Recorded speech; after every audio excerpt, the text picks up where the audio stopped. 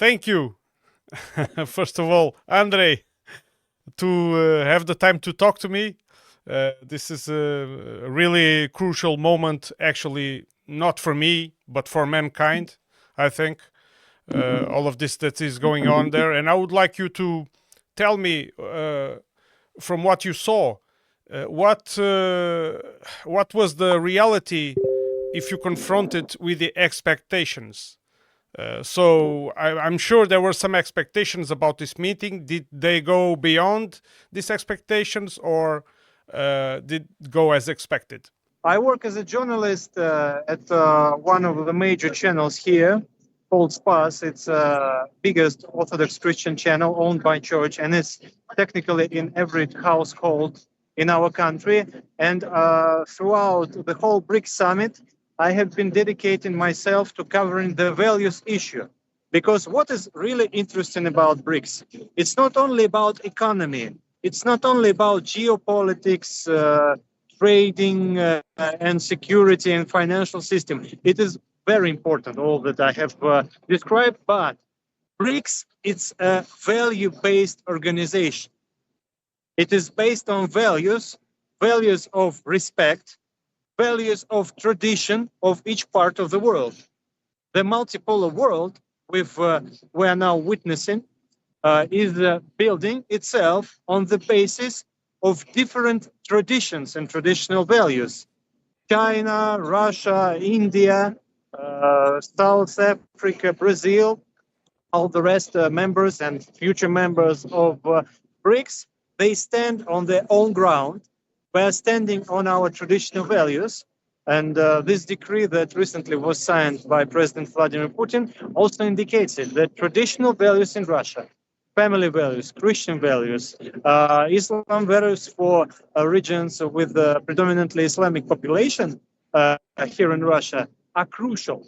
So, and what I see now talking to people, that all the rest of the world understands it. People from India, from China, from Iran, everywhere, they say, yes, we are here because of values, because we see that Russia is in a direct fight, not with Ukraine, and not even with the West, but with the satanic powers of today's world. Mm-hmm. Yes, they hijacked the West. The West has been hijacked by Satanists and globalists, but it doesn't mean that everything in the West is satanic. We know that there are a lot of people who share our values, but they don't have the possibility to express it, to say it openly, because in this case, they would be just put in jail. They will be maybe even murdered. Mm-hmm. So we understand it. And we make this clear division between the elites in the West and the local people or original people in the West. Mm-hmm. So can I affirm that this new alliance of BRICS represents a human face of this center of power, in contrast to the old power? Absolutely, and you must understand that there are many conflicts against BRICS, and SMO is one of the biggest, of course, but not the only one. And when we look at the religious profile of the conflict, we will see that the Ukrainian side, Kiev, is doing everything to destroy, to eliminate canonic Orthodox Church there in rest of Ukraine. That is related to the Moscow's patriarchate, as it always was throughout centuries. And destruction of tradition, destruction of language, and for majority of ex-Ukrainian population, Russian language was mother tongue. If you take language and if you take faith from people, you kill it.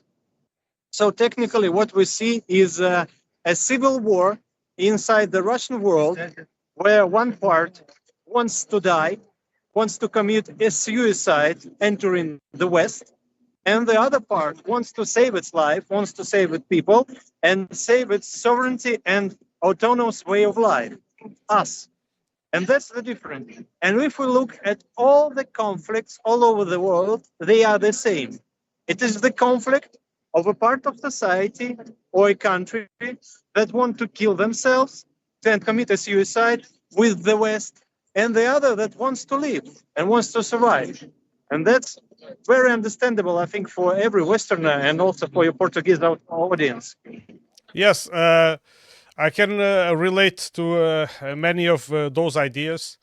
Alexander Dugin said recently that this is the creation of BRICS and the growing of BRICS is an ongoing revolution against domination of modern Western capital liberal system. Do the members that constitute this new alliance, this new group, perceive that they are doing a revolutionary act, or are they pursuing other objectives? What is your understanding? They are wise enough not to openly express it, because BRICS is not a military bloc, and it's not a alliance like NATO where you have autocracy. It's a democratic club of countries that just want to have common sense and keep it. And to do so in a world controlled by global financial elites, you need to do this softly. You need to do this smoothly. And this is what's happening. It's a very wise and I would say even Asian Eastern way, like Tao or Confucian, or maybe even a contemplative Orthodox way, that don't force it. It will come. Just stand strong on your own ground. And this is what's happening. I have made this question to Bausman, but I would like to put it to you to see your take on it. I have been going to the Western media about this meeting of BRICS, and I have seen very little. I've seen one article here and there, and they mainly focus on the issue that, Vladimir Putin is trying to show the world that he's not isolated, and Russia is trying to show that it has friends and allies. They mainly focus on that, and then they also focus in some differences between the BRICS partners. But the real issue is that they don't cover it a lot. Do you think they are dismissing it? Do you think that they don't think it's important or a menace to US unipolar world? They are afraid. They are afraid, and their reaction is just ignoring it, because they can do nothing.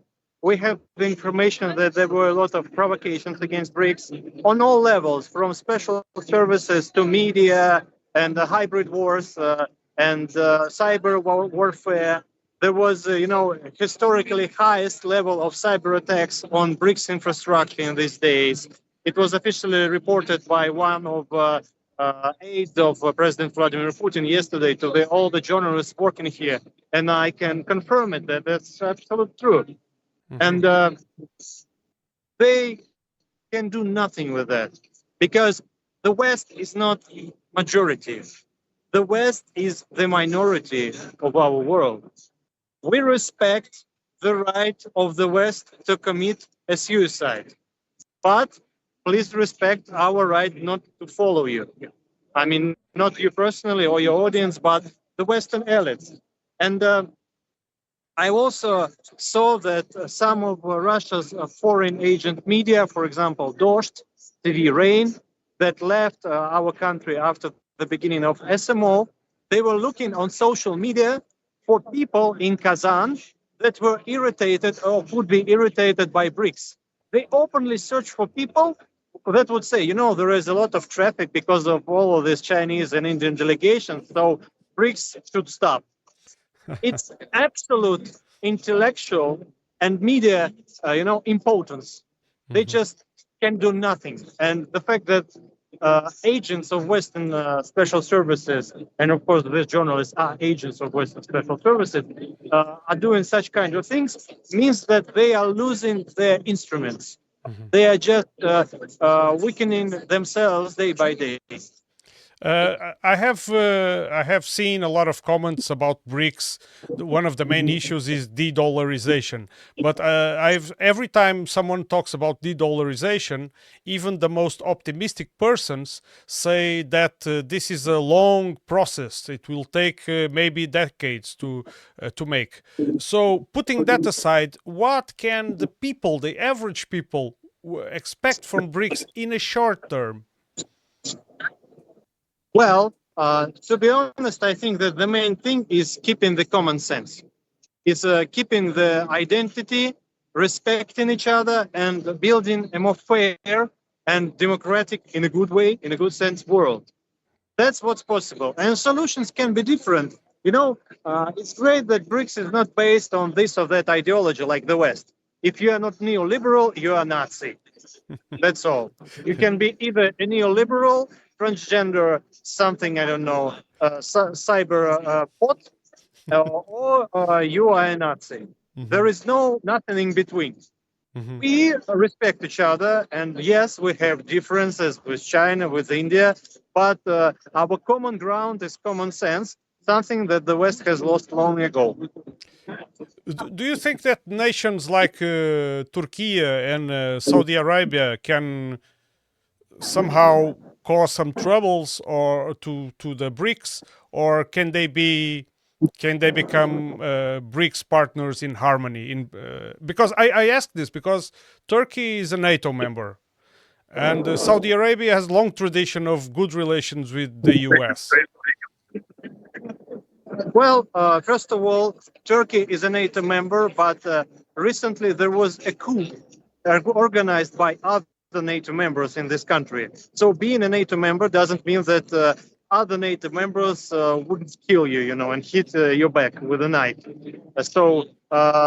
In place of Turkey, I would leave this a bunch of psychopaths long ago, but probably Erdogan has his own issues with that.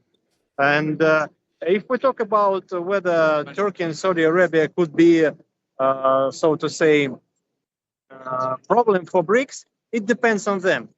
Being problem for BRICS is nothing because you either enter it or you don't enter it. You either play the common sense ground and role, or you enter this psychopath, anti-Christian, and inhumane part of the world. That's the difference. So I mean, everyone is to choose, not only every nation, but every person. Are you going to stay human? Are you going to stay with God? Are you going to preserve your tradition? Or are you going to perish in this coming cataclysm that West is provoking? I know you are a religious person, and I would like to make you this rather more personal question: is how do this alliance and you personally see an atheist person like me? Do you think we have place in BRICS too? We pray for you. We pray for atheists. We pray for all the people that haven't encountered the truth and happiness to find it. You have your own will, you have your own vision, and you are responsible for it. God respects free will of every person. And if you choose and decide to live without him, he respects it. But believe me, living with God is 100 times, 1,000 times better than living without him. Would you like to say anything else that I haven't asked that you would like to talk about before we end this segment interview? Well, Russia is the ark of salvation. I want to tell all the Europeans, I want to tell all the Americans that if really hard times come, you must remember that there is a land that will welcome you. God gave us a lot of land for this purpose, so that we could welcome all the peoples of Christian world once things go too bad.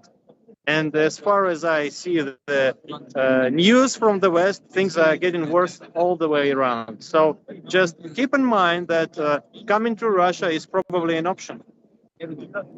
Yes, I've been there very recently, and I can relate to it. Definitely. Thank you very much, Andrei, to Cheers. speaking to me. And it's been a pleasure, and I hope we can do it in the future. Obrigado. Obrigado. Спасибо большое.